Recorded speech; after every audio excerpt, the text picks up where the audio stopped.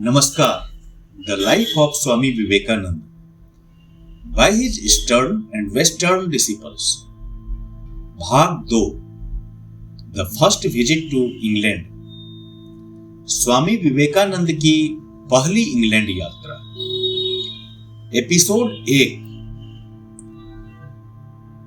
पिछले भाग में हमने स्वामी जी के अमेरिका प्रवास के दौरान छात्रों के साथ बिताए गए समय में देखे और समझे गए गहरे आध्यात्मिक अनुभवों के बारे में सुना.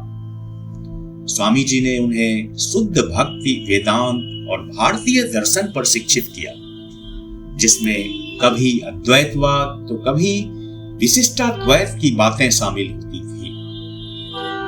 वे अत्यधिक सरल और गहरे दार्शनिक थे, जो नित नए दृष्टिकोण प्रदान करते थे. स्वामी जी के साथ बिताए गए क्षण उनकी आत्मा को झकझोरने वाले थे. इस भाग में हम स्वामी जी की इंग्लैंड यात्रा के अनोखे वर्णन को सुनेंगे. 22 अक्टूबर 1895 को प्रिंस हॉल लंदन में उनके आत्मज्ञान पर व्याख्यान ने दर्शकों को मंत्रमुग्ध कर दिया. उनके सशक्त और स्पष्ट विचारों ने श्रोताओं को गहराई से प्रभावित किया. उन्होंने वेदांत दर्शन के सार्वभौमिक सत्य को प्रस्तुत करते हुए सभी धर्मों की समानता स्थापित की. यह व्याख्यान उनकी सफलता का आधार बना और उन्होंने इंग्लैंड के उच्च वर्ग में अपनी पहचान बनाई. उनके सत्रों में श्रोताओं का उत्साह और समर्थन इस बात का प्रमाण था कि वे एक महान आध्यात्मिक शिक्षक और विचारक थे. स्वामी विवेकानंद की अद्भुत जीवन यात्रा का हिस्सा बनने के लिए इस भाग को अंत तक सुने. अगर आपको यह प्रयास अच्छा लगे तो कृपया लाइक, कमेंट और हमारे चैनल को सब्सक्राइब करें. अब आगे की गाथा सुनते हैं. जय स्वामी विवेकानंद. स्वामी जी ने थाउजेंड आइलैंड पार्क में अपने शिष्यों को प्रशिक्षण और दीक्षा देने का महान कार्य पूरा करने के बाद 8 अगस्त 1895 को न्यूयॉर्क लौटे और फ्रांस के लिए प्रस्थान की तैयारी की. वहां से इंग्लैंड पहुंचे, जहां लंबे समय से संजोए हुए विचार और अंग्रेज जनता को अपना संदेश देने का सपना साकार होना था. स्वामी जी को इंग्लैंड जाने का पहला ज्ञात निमंत्रण मिस एफ हेनरिएटा म्यूलर से मिला था, जो 1893 में विश्व धर्म महासभा में थियोसॉफिकल कांग्रेस में भाषण देने आई थी और वहां स्वामी जी से मिली थी. 1894 के उत्तरार्ध में उनके दत्तक पुत्र अक्षय कुमार घोष, जो संजोग से स्वामी जी के शिष्य भी थे, उन्होंने उनकी ओर से स्वामी जी को लंदन आने और उनका अतिथि बनने का निमंत्रण दिया. 27 अक्टूबर 1894 स्वामी जी ने वाशिंगटन डीसी से अलसिंगा पेरुमल को लिखा. अक्षय लंदन में है. उन्होंने लंदन से मिस म्यूलर के यहां आने का सुंदर निमंत्रण भेजा है और मुझे उम्मीद है कि मैं अगले जनवरी या फरवरी में जा रहा हूं. हालांकि जैसा कि हम जानते हैं, स्वामी जी ने बाद में अमेरिका छोड़ा. इस बीच उन्हें एक और निमंत्रण मिस्टर E.T. स्टर्डी से मिला, जो एक अंग्रेज और पूर्व थियोसॉफिस्ट और कुछ समय तक भारत में रहे थे. हिमालय के पहाड़ी स्टेशन अल्मोड़ा में धार्मिक तपस्या करते समय मिस्टर स्टर्डी की स्वामी शिवानंद से गहरी मित्रता हुई और उन्होंने उनके भाई शिष्य स्वामी विवेकानंद के बारे में सुना. इंग्लैंड लौटने पर मिस्टर स्टर्डी ने 1895 के मार्च में न्यूयॉर्क में रह रहे स्वामी जी से पत्राचार शुरू किया. जब उन्होंने मिस म्यूलर से सुना कि उन्होंने स्वामी जी को लंदन आने के लिए आमंत्रित किया है और वह आने वाले हैं, तो मिस्टर स्टर्डी ने भी उन्हें अपनी ओर से हार्दिक निमंत्रण भेजा। उन्होंने स्वामी जी से इंग्लैंड आने और उनका अतिथि बनने का आग्रह किया और आश्वासन दिया कि लंदन उनके कार्य के लिए एक बड़ा क्षेत्र हो सकता है। इसी समय मिस्टर फ्रांसिस लेगेट ने स्वामी जी को पेरिस की यात्रा पर साथ चलने का निमंत्रण दिया, जहां वह और उनकी मंगेतर बेसी स्टर्जेस शादी करने वाले थे। स्वामी जी का इन निमंत्रणों के प्रति उत्तर उनकी विशेषता को दर्शाता है। 7 जुलाई 1895 उन्होंने मिस्टर लेगेट को लिखा, पर्सी से विदा लेने के बाद मुझे अप्रत्याशित स्रोतों से लंदन आने के लिए निमंत्रण मिले और मैं इसे बड़ी आशाओं के साथ देख रहा हूं। मैं लंदन में काम करने का यह अवसर खोना नहीं चाहता और इसलिए आपका निमंत्रण लंदन के निमंत्रण के साथ मिलकर मुझे पता है आगे के कार्य के लिए एक दिव्य आह्वान है। 17 अगस्त को उन्होंने और मिस्टर लेगेट ने न्यूयॉर्क से SS टूरेन जहाज से यात्रा की और 24 अगस्त को एक सुखद यात्रा के बाद पेरिस पहुंचे। समुद्र की यात्रा ने उनके मस्तिष्क और नसों को आराम दिया, जो अमेरिका में लगभग 2 वर्षों के कठिन परिश्रम से थक चुके थे। पेरिस में अपने 15 दिनों से अधिक के प्रवास के दौरान उन्होंने अपनी आदत के अनुसार जितना हो सके उतनी जानकारी प्राप्त की, प्रश्न पूछते हुए, अध्ययन करते हुए, अवलोकन करते हुए। मिसेज स्टर्जेस और उनकी बहन मिस मैक्लियोड, जो पेरिस को भली भांति जानती थी, वे उन्हें शहर के विभिन्न पर्यटन स्थलों पर ले गई। संग्रहालयों, चर्चों, कैथेड्रल्स और कला दीर्घाओं में ले गई। स्वामी जी प्रसन्न हुए कि फ्रांसीसी राष्ट्र में कलात्मक प्रवृत्तियां अत्यधिक विकसित थी। नेपोलियन की समाधि और उस महान व्यक्ति के अन्य स्मारक, जो पेरिस में हर जगह बिखरे हुए थे, उन्हें प्रेरित कर गए। स्वामी जी को उनके साथियों के कुछ प्रबुद्ध मित्रों से मिलवाया गया और उन्होंने उनसे विभिन्न विषयों पर चर्चा की, जिनमें गहन अध्ययन से लेकर उच्च आध्यात्मिक विषय शामिल थे।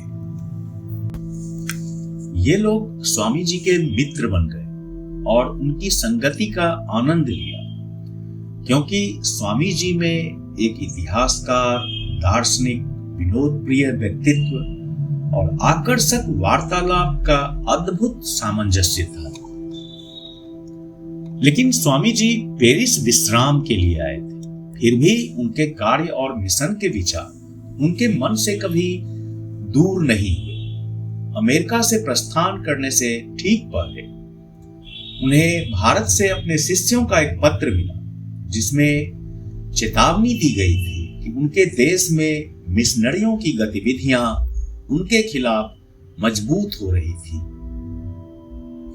उनके जीवन, शिक्षाओं और उनके आचरण की आलोचना करते हुए लेख और पुस्तिकाएं प्रकाशित हो रही थी। स्पष्ट रूप से मिशनरियों ने पश्चिम में उनके भोजन की आदतों पर सवाल उठाए थे और कुछ रूढ़िवादी हिंदुओं के साथ साथ ब्रह्म समाज के कुछ सदस्यों ने इन आलोचनाओं को पढ़कर उनका विरोध किया और उनके खिलाफ कड़े शब्दों में हमले किए।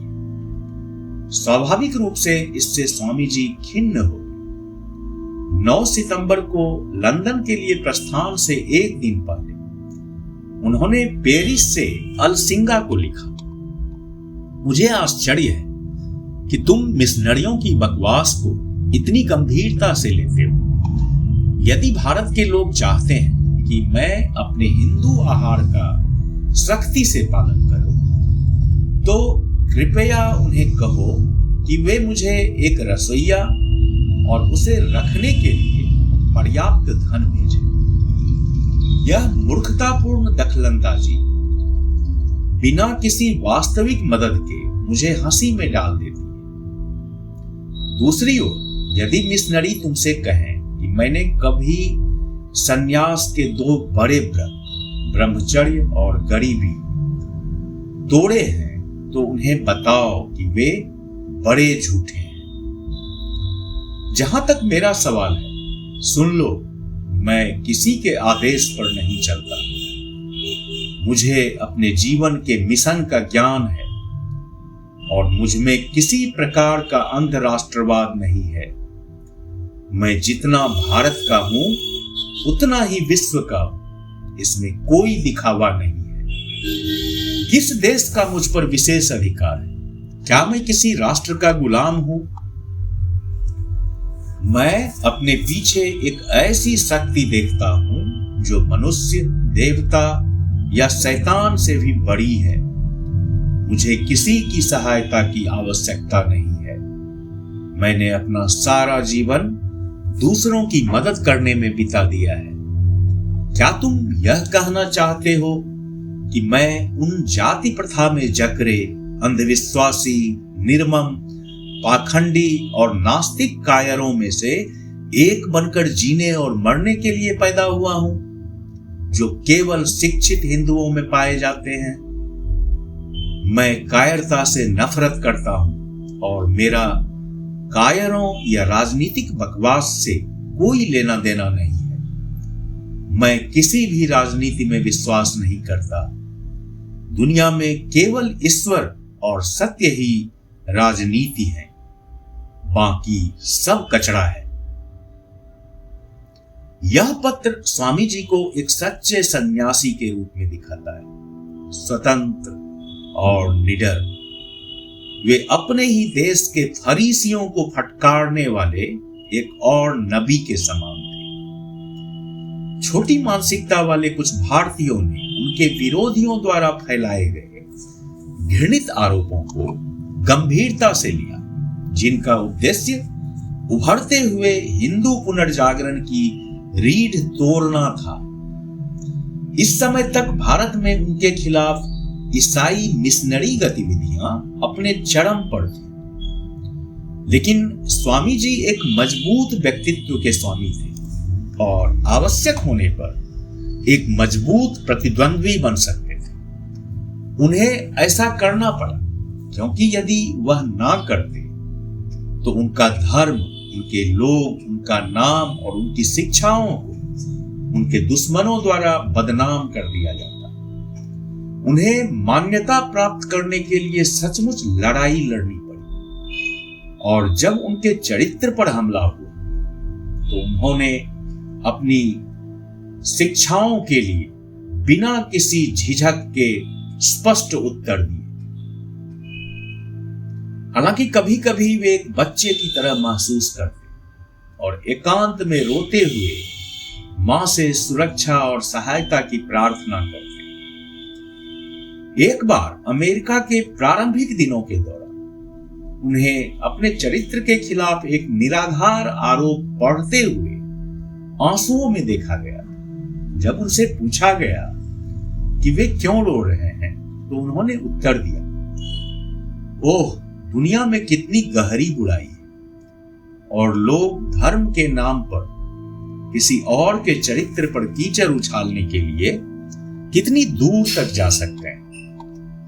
अब स्वामी जी इंग्लैंड की ओर बढ़ रहे थे। उनके मन में उत्साह और आशंका दोनों थे। उन्होंने अक्सर लंदन के महान नगर की यात्रा करने का सपना देखा था, विशेष रूप से हिंदू धर्म का प्रचार करने के लिए। लेकिन वे सोच रहे थे कि ब्रिटिश जनता उन्हें कैसे स्वीकार करेगी। एक हिंदू जो एक पराधीन जाति से संबंध रखता था और जो उनके पास अपनी उस धर्म शिक्षा को लेकर आया था जिसे वे केवल असंवेदनशील आलोचकों के माध्यम से गलत रूप में जानते थे। बाद में यह अनिश्चितता उनकी विशिष्ट और त्वरित सफलता पर आश्चर्य और संतोष में बदल गई। इस बीच लंदन का दृश्य मात्र ही उन्हें रोमांचित कर गया। वहां उनका स्वागत उनके मित्रों ने किया, जिनमें मिस्टर स्टर्डी और मिस हेनरिएटा म्यूलर शामिल थे। शुरुआत में वे मिस म्यूलर के घर जुआन डफ हाउस, रिजेंट स्ट्रीट, कैम्ब्रिज में मेहमान के रूप में रुके। कुछ दिनों बाद वे लंदन से लगभग 36 मील दक्षिण पश्चिम में हाई व्यू केवरसम रीडिंग में मिस्टर स्टर्डी के घर चले गए। स्वामी जी ने एक भाई भिक्षु को लिखा, मिस्टर स्टर्डी बहुत अच्छे सज्जन हैं, कट्टर वेदांती हैं और संस्कृत का थोड़ा ज्ञान रखते हैं। स्वामी जी ने प्राचीन शहर में मिस्टर और मिसेज स्टर्डी के साथ 6 सप्ताह बिताए। इस दौरान उन्होंने हर ऐतिहासिक और कलात्मक स्थान की यात्रा की। उन्होंने अपने मेजबान के साथ लंबे दार्शनिक विमर्श किए, उन्हें संस्कृत अध्ययन में मदद की, नारद भक्ति सूत्र का अंग्रेजी में अनुवाद और उस पर टीका लिखने में सहयोग दिया। संभावना है कि उन्होंने मिस म्यूलर से भी मुलाकात की, जो उस समय टेम्स नदी के किनारे स्थित प्राचीन बाजार नगर मेडनहेड में रह रही थी। स्वामी जी ने सितंबर और अक्टूबर के अधिकांश समय रीडिंग शहर में शांति से बिताए। 24 सितंबर को उन्होंने मिसेज बुल को लिखा, मैंने अभी तक कोई प्रत्यक्ष कार्य नहीं किया है। लंदन का सीजन अभी शुरू नहीं हुआ। फिर मिस्टर स्टर्डी धीरे धीरे और ठोस नींव से काम करना चाहते, बजाय इसके कि बिना किसी परिणाम के शोर मचाया जाए। इसलिए हम धीरे धीरे आगे बढ़ रहे हैं। अब तक सब ठीक है, अगले अवसर की प्रतीक्षा कर रहे हैं। त्याग मत करो और खोज मत करो, जो भगवान भेजते हैं उसकी प्रतीक्षा करो। यही मेरा आदर्श वाक्य है। शुरुआत से ही स्वामी जी को यह देखकर आश्चर्य हुआ कि अंग्रेजों ने उनका गर्मजोशी और खुशी के साथ स्वागत किया। इस पर उनकी टिप्पणी अमेरिका में कुछ अमेरिकियों और पहले भारत में कुछ ब्रिटिश लोगों द्वारा उनके साथ किए गए व्यवहार को प्रकट करती है। सितंबर की शुरुआत में रीडिंग से उन्होंने लिखा, मैंने यहां पहले ही भारत से सेवानिवृत्त कुछ जनरलों को पाया है। वे मेरे प्रति बहुत विनम्र और सभ्य थे। अमेरिकियों का वह अद्भुत ज्ञान जो हर काले आदमी को निग्रो मान लेता है, यहां पूरी तरह से अनुपस्थित है और कोई भी सड़क पर मुझे घूरता तक नहीं। मैं यहां भारत के बाहर कहीं भी अधिक घर जैसा महसूस करता। बाद में 6 जनवरी 1896 को उन्होंने लिखा, अंग्रेजों ने मुझे खुले दिल से अपनाया और मेरी अंग्रेज जाति के बारे में विचार बहुत हद तक बदल गए। इंग्लैंड के कुछ सर्वश्रेष्ठ व्यक्ति अंग्रेज चर्च से संबंधित हैं और कुछ उच्चतम पदों और प्रतिष्ठा के लोग मेरे सच्चे मित्र बने। अक्टूबर तक स्वामी जी के कुछ नए मित्रों उनके लिए लंदन में सार्वजनिक व्याख्यान आयोजित किया। यह व्याख्यान 22 अक्टूबर की शाम को प्रिंस हॉल पिकाडिली में हुआ और इसके अधिकांश खर्च मिस्टर स्टर्डी ने उठाया। आत्मज्ञान शीर्षक से दिया गया यह व्याख्यान अत्यधिक सफल रहा। जब स्वामी जी मंच पर बोले तो उन्होंने एक बड़े और विविधतापूर्ण दर्शकों के समूह का सामना किया, जिनमें लंदन के कुछ बेहतरीन विचारक शामिल थे।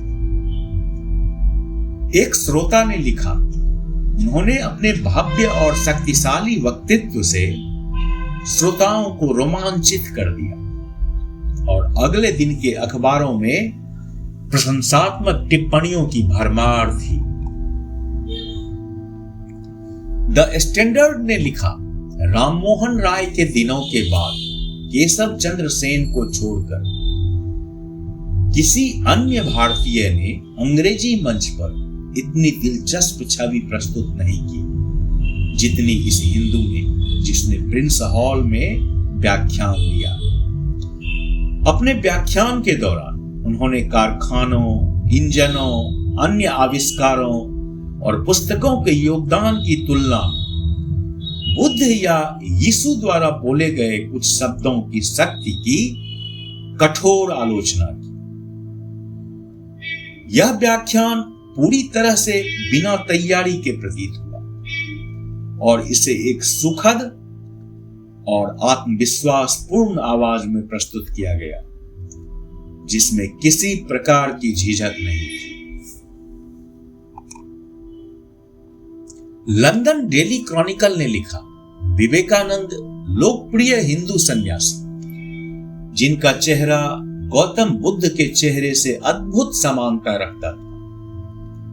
उन्होंने हमारी व्यावसायिक समृद्धि, रक्त रंजित युद्धों और धार्मिक असहिष्णुता की निंदा की।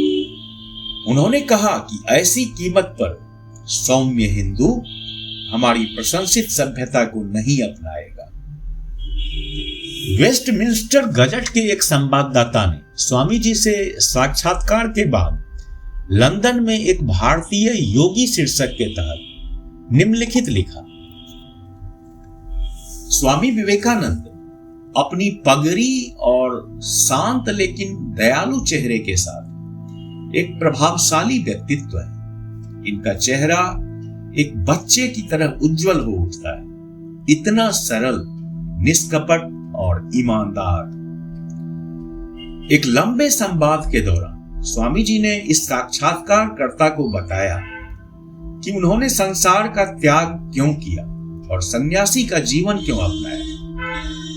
उन्होंने अपने गुरु का नाम लिया और कहा कि वह कोई संप्रदाय बनाने या कोई संकीर्ण सिद्धांत सिखाने नहीं आए हैं, बल्कि वेदांत के सार्वभौमिक सिद्धांतों का सामान्य खाका प्रस्तुत करने और हर व्यक्ति को उन्हें अपने विशिष्ट रूप में लागू करने के लिए प्रेरित करने आए।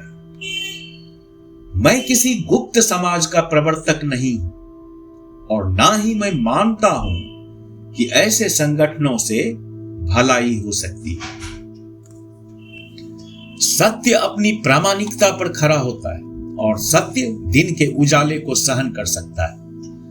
मैं एक ऐसा दर्शन शास्त्र प्रस्तुत करता हूं जो विश्व की हर धार्मिक प्रणाली के लिए आधार बन सकता है। मेरा दृष्टिकोण सभी के प्रति अत्यंत सहानुभूति का है। मेरा शिक्षण किसी के विरोध में नहीं। मैं अपना ध्यान व्यक्ति पर केंद्रित करता हूं, उसे मजबूत बनाने के लिए, उसे यह सिखाने के लिए कि वह स्वयं दिव्य है, और मैं मनुष्यों से आग्रह करता हूं कि वे अपने भीतर इस दिव्यता को जगाएं। वेस्टमिंस्टर गजट के संवाददाता ने स्वामी जी के आदर्शों और अमेरिका में उनकी सफलता का वर्णन किया और अंत में यह टिप्पणी की कि मैंने उस व्यक्ति से विदा ली जो सबसे मौलिक व्यक्तित्वों में से एक है, जिनसे मिलने का मुझे सम्मान प्राप्त हुआ। इस प्रकार स्वामी जी के लंदन व्याख्यान के बाद जनता को उनकी स्थिति और उनकी शिक्षाओं के बारे में जानकारी मिली। उनके निवास स्थान पर दर्जनों लोग एकत्रित होने लगे, कुछ मार्गदर्शन के लिए तो कुछ अपनी जिज्ञासा को शांत करने। स्वामी जी के लिए यह एक नया और संतोषजनक अनुभव था कि अंग्रेज जनता ने उनके शिक्षण और उनके चरित्र को अपने उत्साहपूर्ण समर्थन से स्वीकार किया। और यद्यपि लंदन में उनका प्रवास प्रिंस हॉल में 22 अक्टूबर के व्याख्यान के बाद 1 महीने से अधिक नहीं चला, यह वही समय था जब उन्होंने भविष्य के कार्य के लिए एक मजबूत नींव रखी और जिनसे भी वे मिले उन पर गहरा और स्थायी प्रभाव छोड़ा। वास्तव में इंग्लैंड में उनका शिक्षण कार्य इसी लंदन व्याख्यान से प्रारंभ हुआ। अक्टूबर के अंत में भारत को लिखे एक पत्र के अनुसार स्वामी जी ने इस समय के आसपास चेल्सी में रेवरेंड H.R. हाविस के निवास पर एक छोटी सभा को संबोधित करने का इरादा व्यक्त किया था। रेवरेंड हाविस सेंट जेम्स मेरी लेबोन के प्रसिद्ध और लोकप्रिय कैनन थे, जिन्होंने 1893 में विश्व धर्म महासभा में स्वामी जी को बोलते सुना था और उनकी प्रशंसा की थी। स्वामी जी ने अक्टूबर के अंतिम सप्ताह मिस्टर कैमियर के घर पर कई वर्ग वार्ताएं की। इसी महीने उन्होंने मेडन हेड स्थान पर भाषण दिया, जो लंदन से लगभग 20 मील पश्चिम में स्थित था। यह आयोजन मिस हेनरिएटा म्यूलर ने आयोजित किया था। 29 अक्टूबर को स्वामी जी ने चेल्सी के 80, जो कि अब 61 ओकले स्ट्रीट पर है, 1 महीने के लिए अपना निवास स्थान किराए पर लिया। स्वामी जी ने इस समय की बात करते हुए बाद में लिखा, मेरी 8 कक्षाएं हर हफ्ते होती थी। इसके अलावा सार्वजनिक व्याख्यान भी होते थे। मेरी कक्षाएं इतनी भारी रहती थी कि कई लोग, यहां तक कि उच्च वर्ग की महिलाएं भी फर्श पर बैठ जाती थी और इसे कुछ भी असामान्य नहीं समझती थी। अपनी कक्षाओं के अलावा स्वामी जी कभी कभी क्लबों, समाजों और निजी ड्राइंग रूम्स में भी व्याख्यान देते थे। उदाहरण के लिए हमें पता चलता है कि 5 नवंबर को उन्होंने भारतीय दर्शन और पश्चिमी समाज विषय पर बैलून सोसाइटी में एक विशेष व्याख्यान दिया। इस व्याख्यान में विभिन्न क्षेत्रों के विद्वान और सांस्कृतिक रुचि वाले वैज्ञानिक शामिल हुए, जो सभी एरोनॉटिक्स में रुचि रखते थे। संभवतः इसी व्याख्यान की रिपोर्टिंग करते हुए 1 दिसंबर 1895 के इंडियन मिरर ने लिखा, बैलून सोसाइटी की साप्ताहिक बैठक स्वामी जी ने वेदांत के प्रकाश में मनुष्य और समाज विषय पर एक व्याख्यान दिया। उन्होंने कहा कि धर्म समाज के संगठन में सबसे अद्भुत तत्व है। यदि विज्ञान सबसे बड़ी प्राप्ति के रूप में ज्ञान दे सकता है, तो उससे भी महान क्या हो सकता है? वह ज्ञान जो धर्म के अध्ययन से मिलता है। भगवान का, आत्मा का और मनुष्य के अपने स्वभाव का। पूरे विश्व के लिए एक ही धर्म होना न केवल असंभव है, बल्कि यह खतरनाक भी होगा। यदि धार्मिक विचार एक ही स्तर पर आ जाएं, तो यह धार्मिक विचारों के लिए मृत्यु समान होगा। विविधता ही इसका जीवन है। धर्म के 4 प्रकार होते हैं: कर्मयोगी, भावनात्मक, रहस्यमयी और चौथा दार्शनिक। हर व्यक्ति दुर्भाग्यवश अपने प्रकार से इतना बंध जाता है कि वह संसार में अन्य प्रकारों को देख ही नहीं पाता। वह दूसरों को भी अपने प्रकार का बनाने का प्रयास करता है।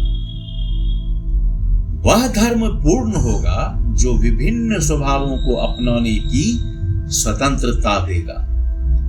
वेदांत धर्म सभी को समाहित करता है और प्रत्येक व्यक्ति अपनी प्रकृति के अनुसार चुनाव कर सकता है। जय स्वामी विवेकानंद।